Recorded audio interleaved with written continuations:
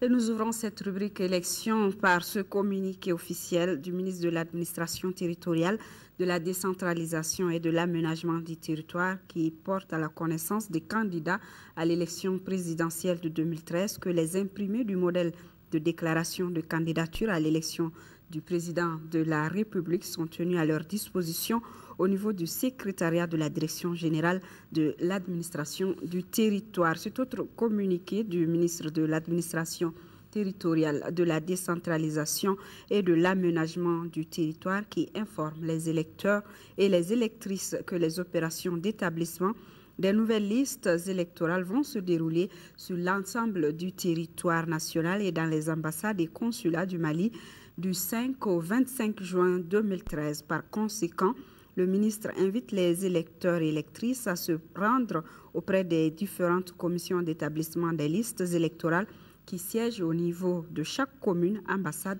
et consulat. Le ministre rappelle qu'auprès des dites commissions, chaque électeur a la possibilité de choisir le lieu où il souhaite voter. Démarrage donc demain des travaux des commissions d'établissement des listes électorales. Ils se poursuivront jusqu'au 25 juin sur l'ensemble du territoire national dans les ambassades et consulats du Mali. Les commissions composées des représentants de l'administration territoriale et des partis politiques procéderont à la radiation des électeurs décédés et à la validation des listes électorales définitives.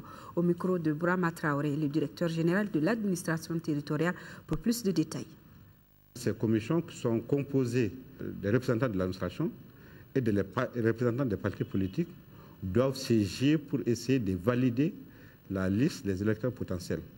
Cette validation consiste à radier des listes électorales les personnes décédées. Parce que le recensement a eu lieu en 2009 et de 2009 à aujourd'hui, il y a certainement des gens qui sont décédés. Ensuite, d'enregistrer à leur niveau les choix des lieux de vote. Parce que les personnes qui souhaiteraient choisir le lieu de vote, les commissions administratives seront en mesure justement d'enregistrer les choix de ces électeurs. Et elles peuvent procéder aussi à de nouvelles inscriptions.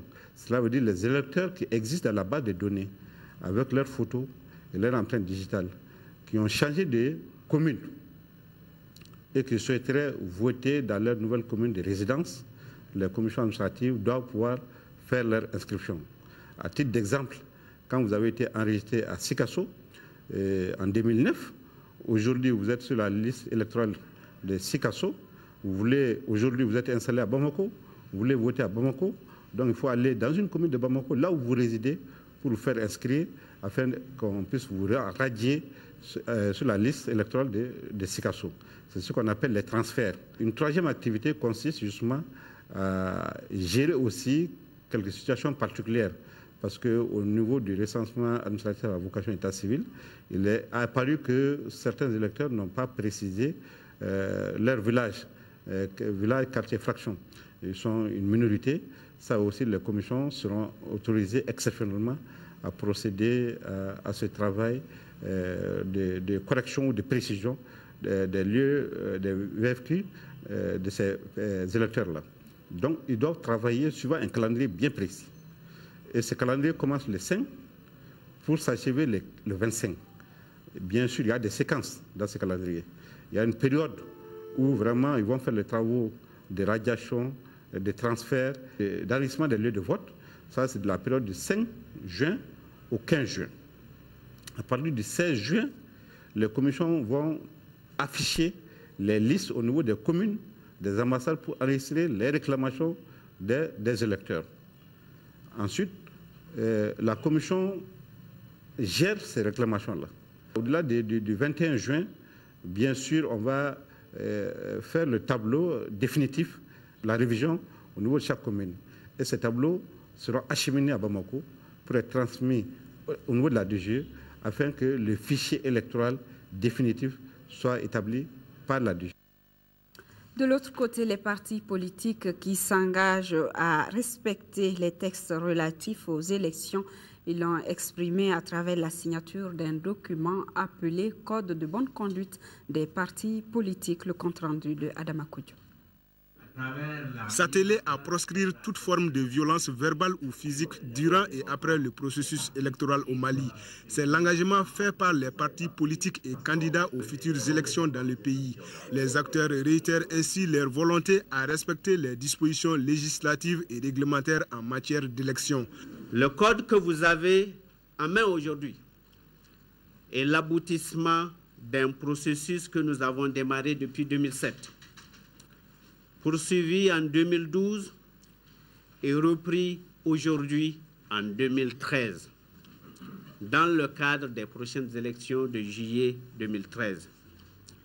Il est ainsi le produit du long suivi et d'une évaluation du processus électoral au Mali. La situation difficile que traverse notre pays est une raison suffisante et justifiée pour la mobilisation nationale et la recherche des voies et moyens pouvant contribuer à une reprise effective de notre processus démocratique dans un esprit républicain. La réussite d'élections paisibles rentre pour une part importante dans l'atteinte de cet objectif. La réussite des élections au Mali préoccupe aussi les partenaires techniques et financiers. C'est pourquoi l'organisation américaine USAID a décidé d'œuvrer pour des élections apaisées au Mali. Il est très important que les partis comprennent les dispositions du code de conduite et qu'ils sont tenus de respecter en signant cette code. Les partis politiques et les candidats reconnaissent également publiquement qu'ils condamneront toutes les forces d'intimidation et de violence politique. Pour la concrétisation des engagements pris, les initiateurs de la rencontre invitent les partis politiques et candidats aux élections de partager le code de bonne conduite avec tous les acteurs du processus.